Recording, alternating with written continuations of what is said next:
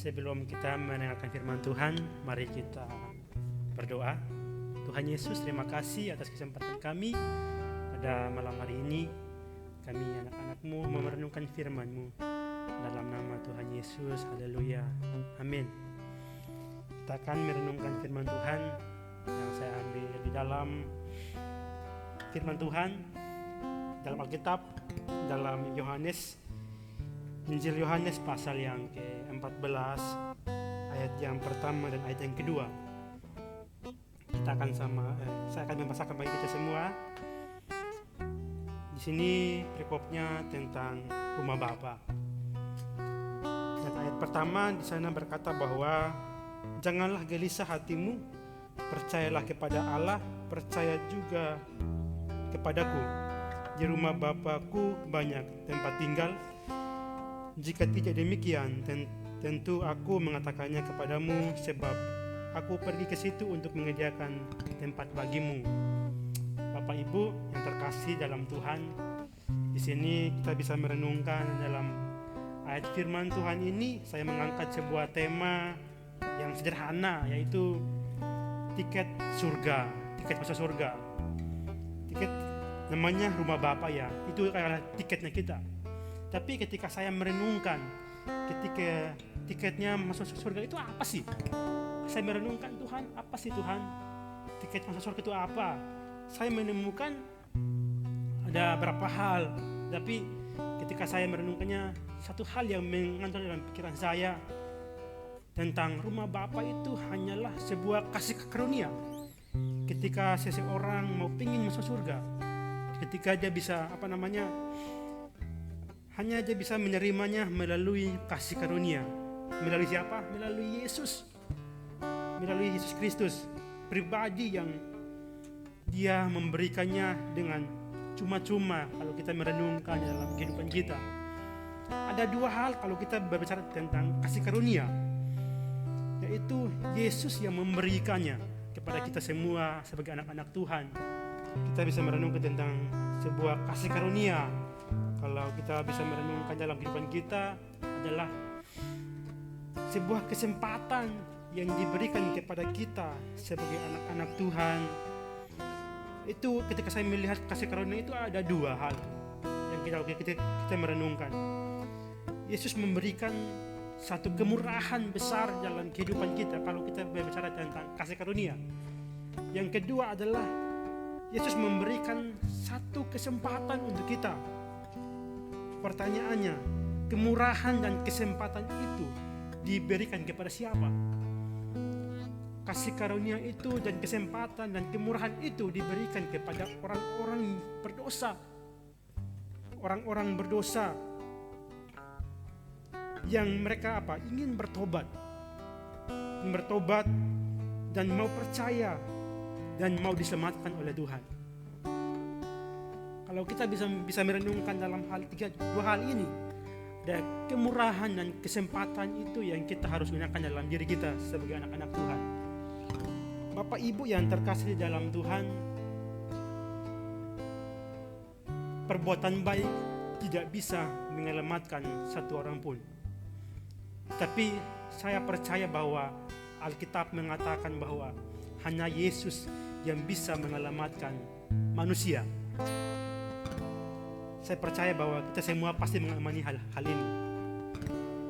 Ada dua hal yang saya ingin sampaikan kepada kita dalam konteks ini. Konteks ini itu berbicara tentang dalam konteks yang tadi firman Tuhan kita membaca di dalam Yohanes pasal yang ke-14. Dalam konteks ini berbicara tentang Yesus. Ketika Yesus berbicara dengan Petrus, kalau kita melihat dari pasal yang ke-13 ayat yang ke-36, di sana Simon Petrus berkata kepada Yesus, "Tuhan, kemanakah engkau pergi?"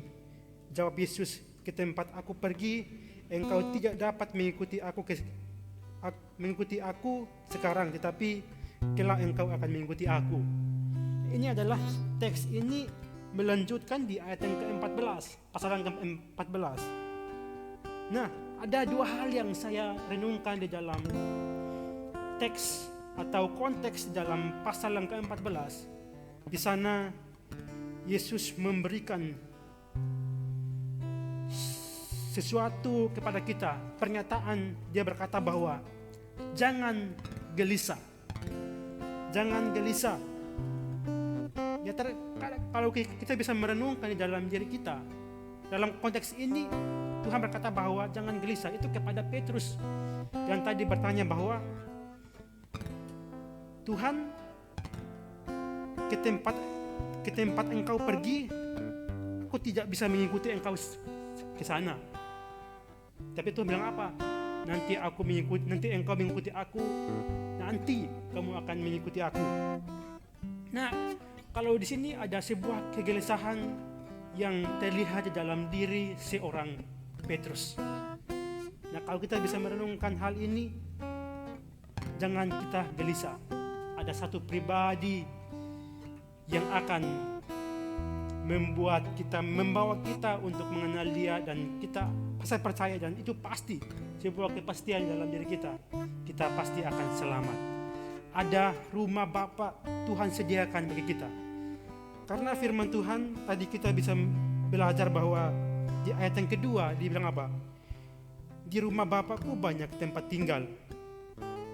Di rumah Bapa banyak tempat tinggal. Ngapain kita gelisah?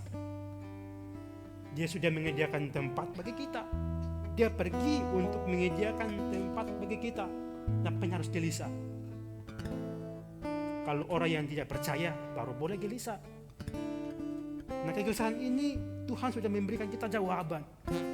Aku pergi untuk menyediakan tempat bagi siapa? Bagimu. Bagi kita orang-orang yang percaya Dia. Bagi kita orang-orang yang mau menyembah Dia, mau bertobat, mau menerima Dia sebagai juru selamat kita. Yang kedua, pernyataan yang kedua, saya melihatnya di ayat yang ke-6. Di sana berkata bahwa kata Yesus kepadanya, kepada siapa? Kepada Thomas. Thomas bilang begini di ayat yang ke-5. Thomas bilang begini, kata Thomas kepada Yesus, kepadanya, Tuhan, kami tidak tahu kemana engkau pergi. Jadi bagaimana kami tahu jalan ke situ? Sini Thomas memberikan sebuah pertanyaan yang kepada Tuhan. Tuhan, kami tidak tahu jalan ke situ. Jawaban Tuhan bilang begini. Kata Yesus kepadanya, kepada Thomas, akulah jalan dan kebenaran dan hidup. Di sini kita bisa merenungkan bahwa ada satu jalan yang sudah disiapkan oleh Tuhan. Siapa jalannya? Kita memang nggak tahu jalan ke surga, tapi ada Yesus yang sudah membuka jalan ke sana. Ada Yesus yang sudah menyediakan jalan ke sana. Kalau siapa yang mau jalan ke sana, ke rumah Bapa atau ke surga, harus melalui Yesus. Karena ada firman Tuhan berkata di dalam pasal yang ke-14 ini ayat yang ke-6 berkata bahwa kata Yesus kepadanya, akulah jalan, kebenaran dan hidup. Tidak ada seorang pun yang datang kepada Bapa kalau tidak melalui Yesus. Ini yang kita bisa merenungkan, Bapak Ibu, saudara dikasihi oleh Tuhan Yesus Kristus. Dalam kesimpulan ini saya mengambil sebuah kesimpulan. Tidak ada seorang pun ke rumah Bapa kalau tidak melalui Yesus. Saya percaya bahwa kita semua merindukan suatu saat kita bisa di rumah Bapa. Itu semua kerinduan manusia seperti itu. Tapi ingat, jalannya cuma satu, hanya di dalam Yesus. Percaya Yesus, menyembah Yesus, saya percaya itu sebuah kepastian. Tuhan menyediakan tempat bagi orang-orang yang mau menyembah Dia. Amin. Firman Tuhan, Tuhan Yesus memberkati. Salam.